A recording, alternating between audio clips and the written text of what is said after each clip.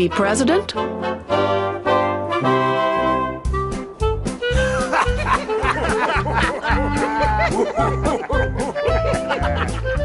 There are good things about being president, and there are bad things about being president.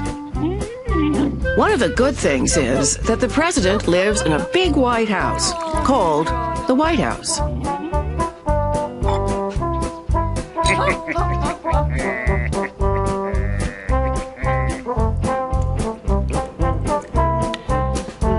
Another good thing about being president is that the president has a swimming pool,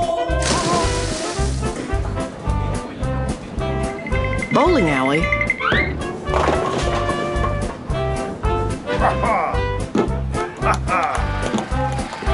and movie theater.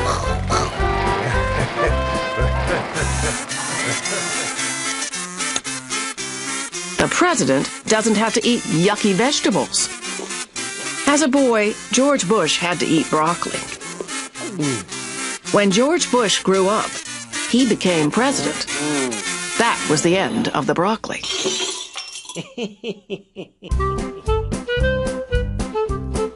One of the bad things about being president is that the president always has to be dressed up.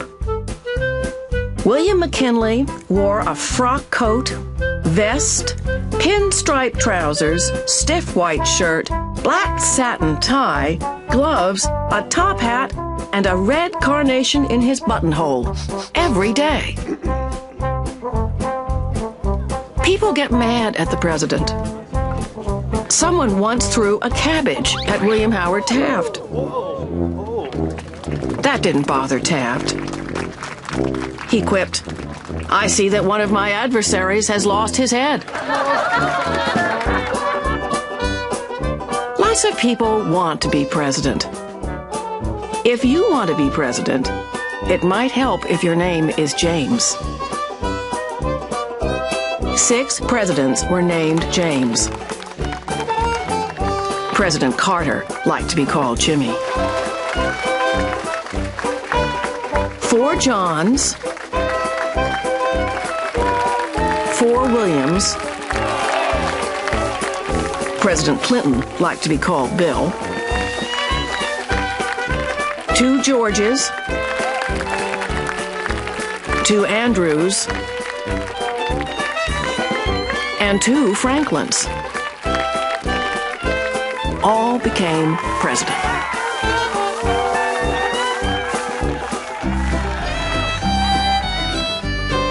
You probably weren't born in a log cabin. That's too bad. People are crazy about log cabin presidents. They elected 8.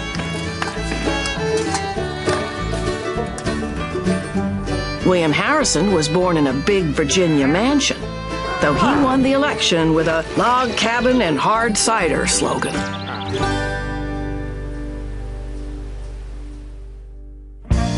If you want to be president, your size doesn't matter. Presidents have come in all shapes and sizes. Abraham Lincoln was the tallest, 6 feet 4 inches. His stovepipe hat made him look even taller.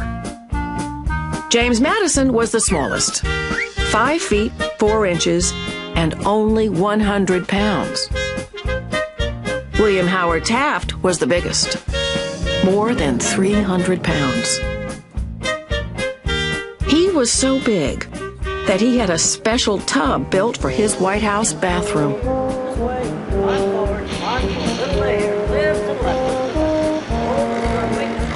4 men could fit in the tub.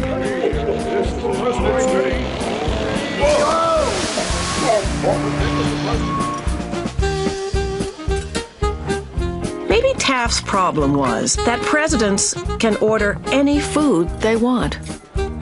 Andrew Johnson once served his guests turtle soup, oysters, fish, beef, turkey, mutton chops, chicken, mushrooms, string beans, partridges, duck, pudding, jellies, and lots of wine.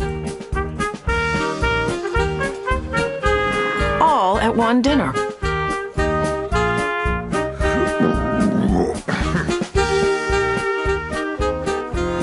Constitution says you'll have to wait until you're 35, young, old, and in between have become president. Theodore Teddy Roosevelt, at 42, was the youngest. He had pillow fights with his children and played football on the White House lawn. You must always remember that the president is about 6, a friend said. Ronald Reagan was the oldest. When he first ran for president, he was 69. He joked that it was the 30th anniversary of his 39th birthday.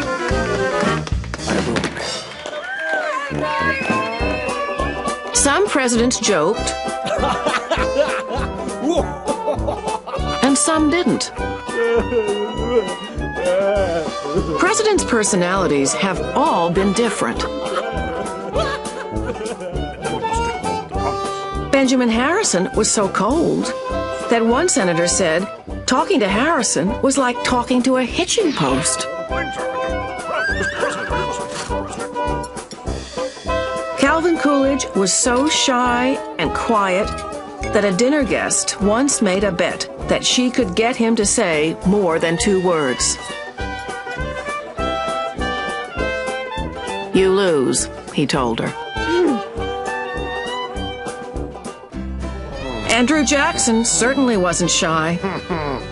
When he ran for president, his opponents printed a list of his duels, fights, shootings, and brawls. 14 in all.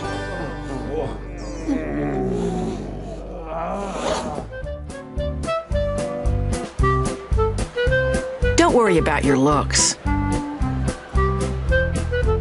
Abraham Lincoln was a homely man, but he was one of our best presidents. He reunited the country by winning the Civil War. Someone once called Lincoln two-faced. "If I am two-faced, would I wear the face that I have now?" Lincoln asked.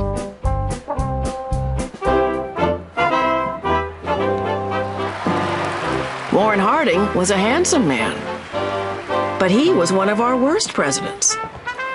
He gave government jobs to his crooked friends.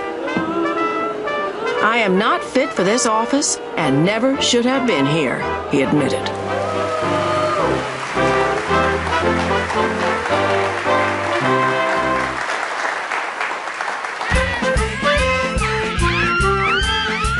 Do you have pesky brothers and sisters? Every one of our presidents did. Benjamin Harrison takes the prize. He had 11. James Polk and James Buchanan both had 9. George Washington, Thomas Jefferson, James Madison, and John Kennedy each had 8. 2 presidents were orphans, Andrew Jackson and Herbert Hoover. A president in your family tree is a plus. John Quincy Adams was John Adams' son. Theodore Roosevelt and Franklin Roosevelt were 5th cousins.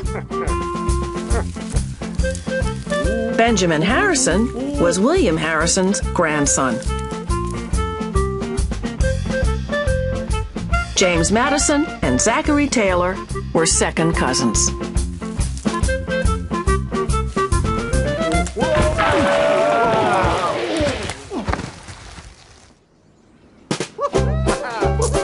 Some presidents threw money around, and some were penny pinchers. James Monroe ordered French silverware, china, candlesticks, chandeliers, clocks, mirrors, vases, rugs, draperies, and furniture for the White House. 93 crates in all. William Harrison was thrifty. He walked to market every morning with a basket over his arm. Do you have a pet? All kinds of pets have lived in the White House, mostly dogs. Herbert Hoover had 3 dogs, Piney, Snowflake, and Tut. Tut must have been a Democrat. He and his Republican master never got along.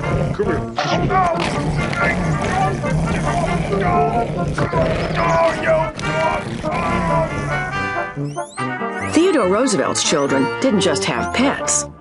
They ran a zoo. They had dogs, cats, guinea pigs, snakes, mice, rats, badgers, raccoons, parrots, and a Shetland pony called Algonquin. To cheer up his sick brother, young Quentin once took Algonquin upstairs in the White House elevator.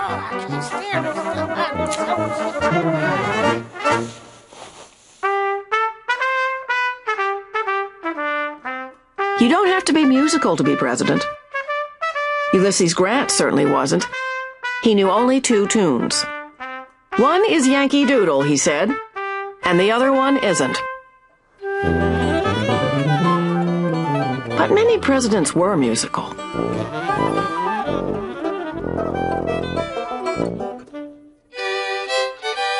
Thomas Jefferson, John Tyler, and Woodrow Wilson played the violin. John Quincy Adams, the flute.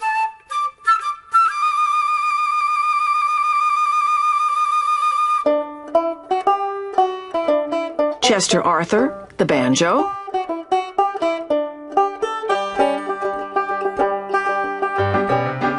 Harry Truman and Richard Nixon, the piano.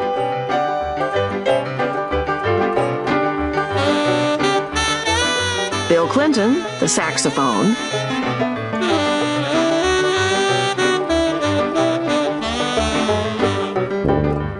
And Warren Harding almost any brass instrument, including the sousaphone.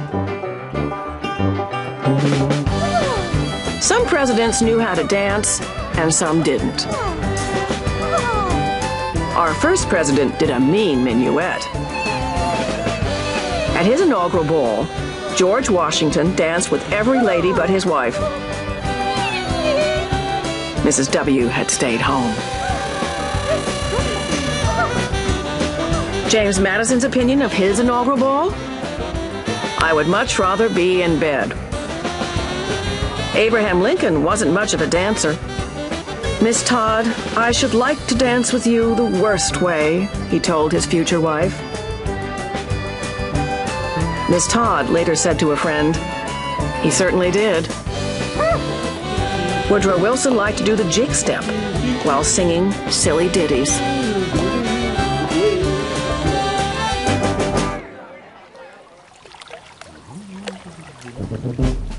Not all presidents danced, but most had a sport.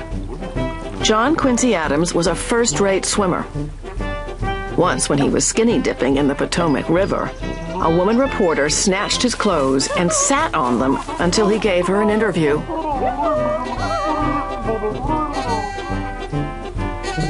Rutherford Hayes played croquet on the White House lawn.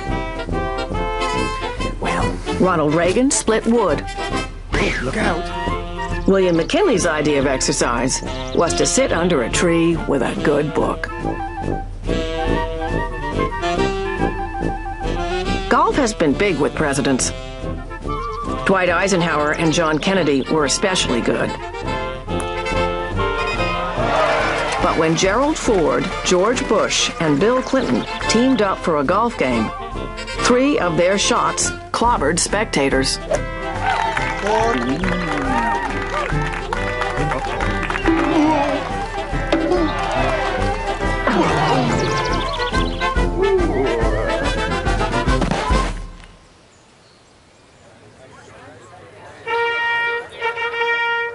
Though most presidents went to college, 9 didn't.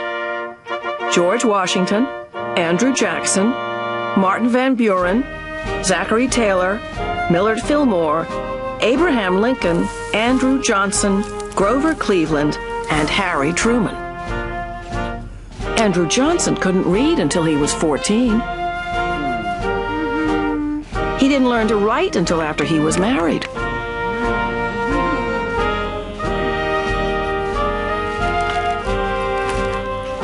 Thomas Jefferson was top-notch in the brains department. He was an expert on agriculture, law, politics, music, geography, surveying, philosophy, and botany. In his spare time, he designed his own house, a mansion, founded the University of Virginia, and whipped up the Declaration of Independence.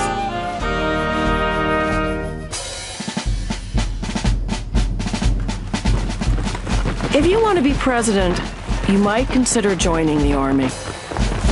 George Washington, Andrew Jackson, William Harrison, Zachary Taylor, Ulysses Grant, Rutherford Hayes, James Garfield, Chester Arthur, Benjamin Harrison, and Dwight Eisenhower were all generals. If you can't be a general, be a hero like Theodore Roosevelt or John Kennedy. Roosevelt's Rough Riders charged up Kettle Hill to help win the Spanish-American War.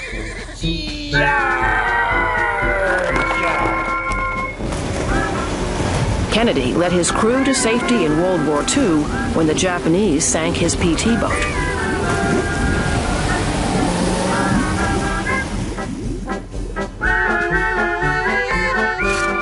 Don't be a Franklin Pierce. In his very first battle, Franklin Pierce's horse bucked. He was thrown against his saddle and fainted. His horse fell, broke its leg, and Pierce hurt his knee. He got elected anyway. Thank you, and I want to thank all of you very much for a very warm welcome.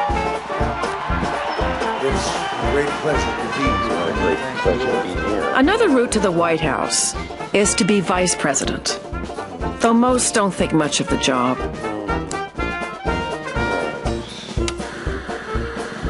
Other vice presidents have been heard from.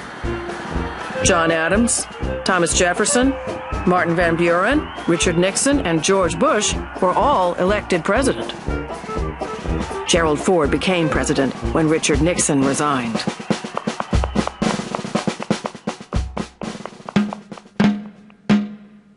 John Tyler, Millard Fillmore, Calvin Coolidge, and Harry Truman moved up when a president got sick and died.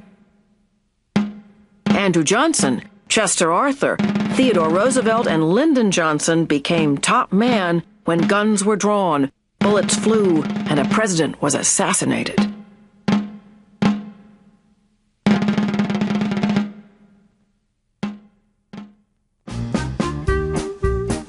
Almost any job can lead to the White House.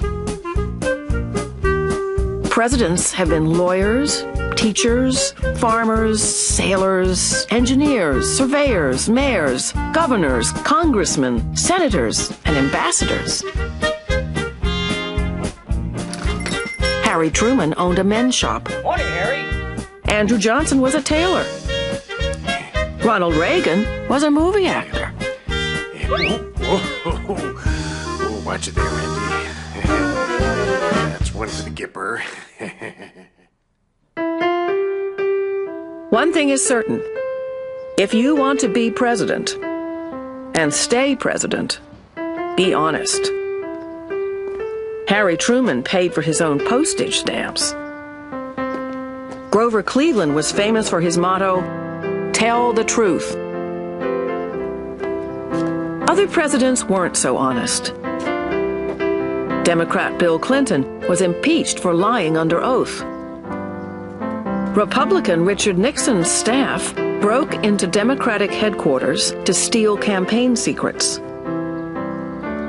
He covered up the crime and then lied about it. That was the end of Richard Nixon as president. There they are, a mixed bag of 41 presidents. What did they think of being head man? George Washington, who became our very first president in 1789, worried about his new line of work.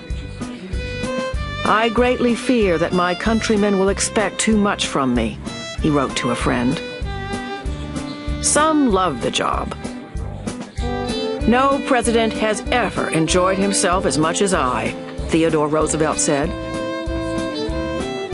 Others hated it. The 4 most miserable years of my life, John Quincy Adams complained. Every president was different from every other, and yet no woman has been president. No person of color has been president. No person who wasn't a Protestant or a Roman Catholic has been president. But if you care enough, anything is possible. 34 presidents came and went before a Roman Catholic, John Kennedy, was elected. Almost 200 years passed before a woman, Geraldine Ferraro, ran for vice president.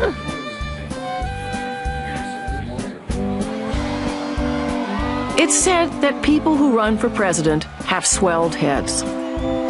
It's said that people who run for president are greedy. They want power. They want fame. But being president can be wanting to serve your country, like George Washington, who left the Virginia plantation he loved 3 times to lead the country he loved even more.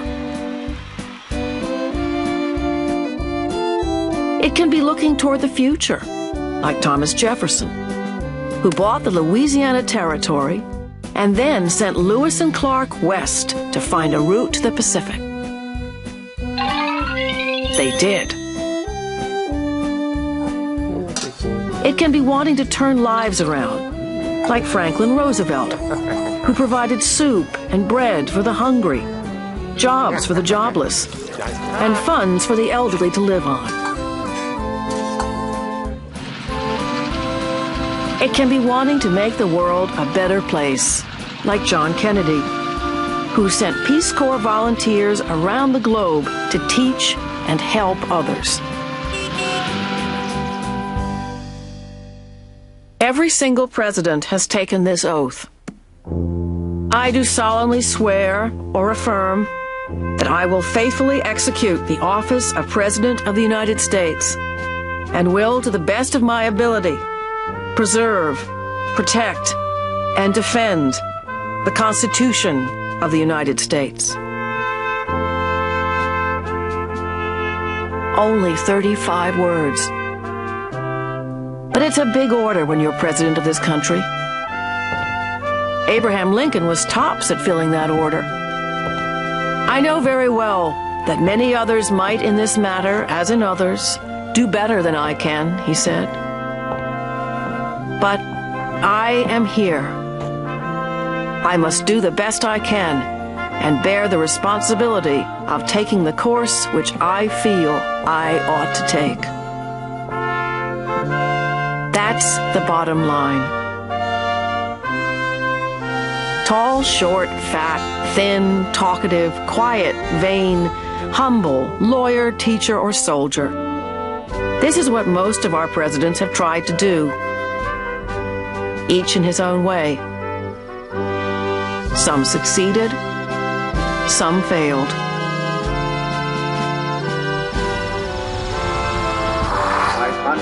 If you want to be president, a good president, pattern yourself after the best. Our best have asked more of themselves than they thought they could give. They have had the courage, spirit, and will to do what they knew was right. Most of all, their first priority has always been the people and the country they served. What your country can do for you, ask what you can do for your country.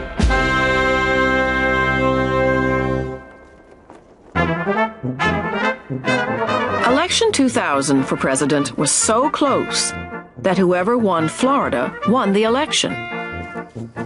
Republican George W. Bush led Democrat Al Gore in Florida by 327 votes. But Florida's ballots confused Florida voters. Recount those Florida votes, Democrats demanded. No way, Republicans shot back. The two sides argued back and forth for 5 weeks. Nobody was elected president, and nobody was happy. But But thanks to the Constitution, the hassle was finally settled. In January 2001, George W. Bush was sworn in as our 43rd president.